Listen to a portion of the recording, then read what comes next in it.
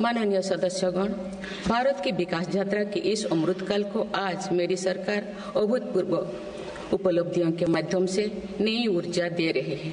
तीसरे कार्यकाल में 3 गुना तेज गति से काम हो रहा है। आज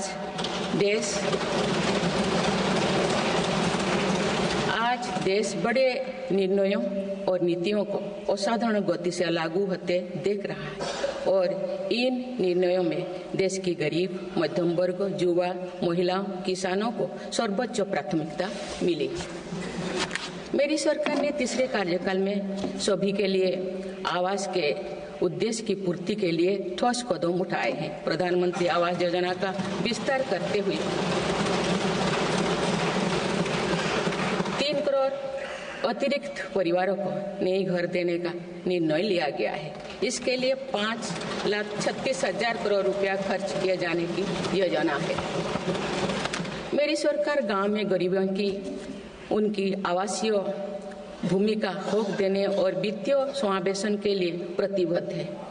इस दिशा में स्वामित्व योजना के अंतर्गत अब तक 2 करोड़ 25 लाख स्वामित्व कार्ड जारी किए गए हैं।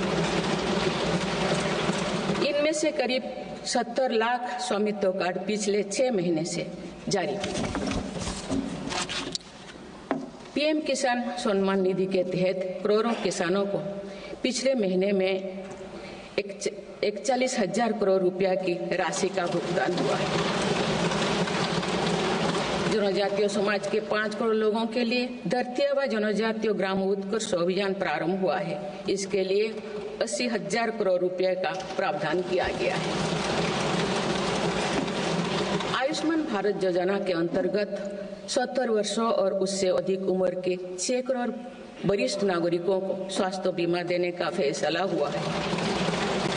इन्हें हर वर्ष 5 लाख रुपए का हेल्थ कवर मिलेगा। छोटे उद्यमियों के लिए मुद्रा ऋण की सीमा 10 लाख रुपए से बढ़कर 20 लाख रुपया कर दी गई है।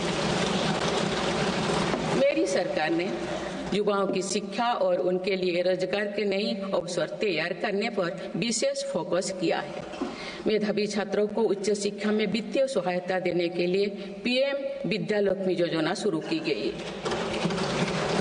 1 करोड़ युवाओं को शीर्ष 500 कंपनियों में इंटर्नशिप के अवसर भी दिए जाएंगे। पेपर लीक की घटनाओं को रोकने और भर्ती में पारदर्शिता सुनिश्चित करने के लिए नया कानून लागू किया गया है।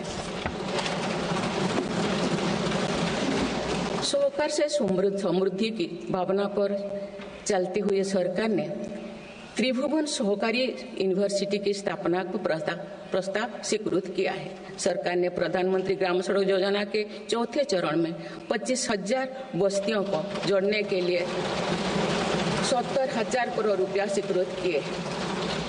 आज जब हमारा देश अटल जी की जन्म शताब्दी का वर्ष मना रहा है, तो प्रधानमंत्री ग्राम सड़क योजना उनके विजन का पर्याय बनी हुई है।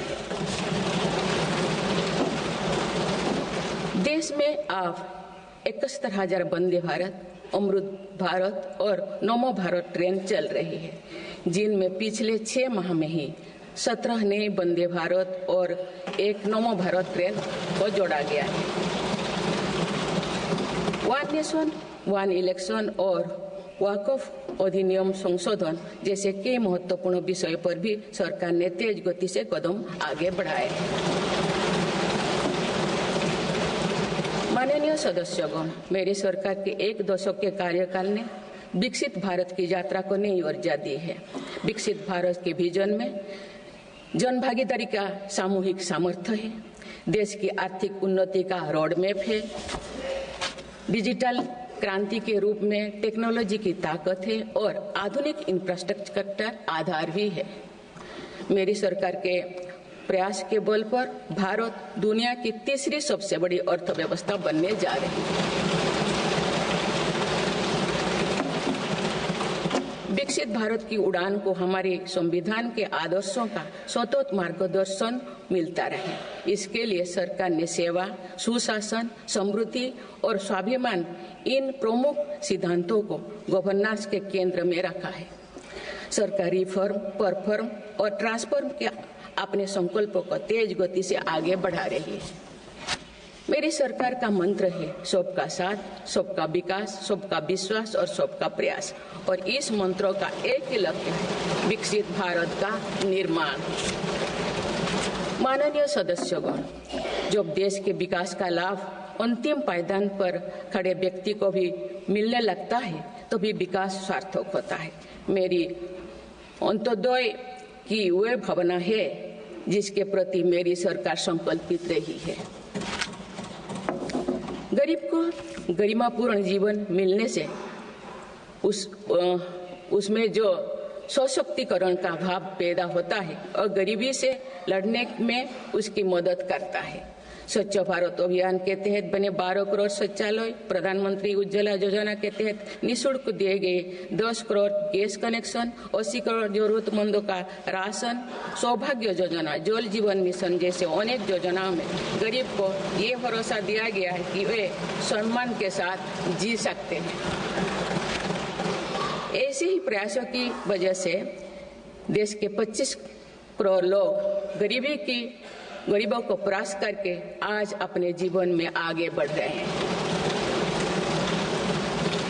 इन्होंने न्यू मिडिल क्लास का एक ऐसा समूह तैयार किया है जो भारत की ग्रोथ को नई ऊर्जा से भर रहा है। माननीय सदस्यगण, भारत जैसे देश की आर्थिक उन्नति मध्यम वर्ग, मिडिल क्लास की आकांक्षाओं और उनकी पूर्ति से परिभाषित होती है। मध्यम वर्ग जितने बड़े सपने देखेगा, देश उतने ही ऊंचा उड़ान भरेगा। मेरे सरकार ने मुक्त स्वर से मध्यम वर्ग के योगदान को न केवल स्वीकारा है बल्कि हर मौके पर उसे सराहा भी है। सरकारी कर्मचारी भी मिडिल क्लास के अहम प्रतिनिधि है। हाल ही में मेरी सरकार ने सरकारी कर्मचारियों के कल्याण के लिए 8वें वेतन आयोग के गठन का निर्णय लिया है। ये निर्णय आने वाले वर्षों में सरकारी कर्मचारियों के वेतन में बड़ी वृद्धि का आधार बनेगा। केंद्र सरकार के लाखों कर्मचारियों का यूनिफाइड पेंशन स्कीम के तहत 50% सुनिश्चित पेंशन देने का निर्णय भी लिया गया है, जिसका व्यापक स्वागत हुआ है।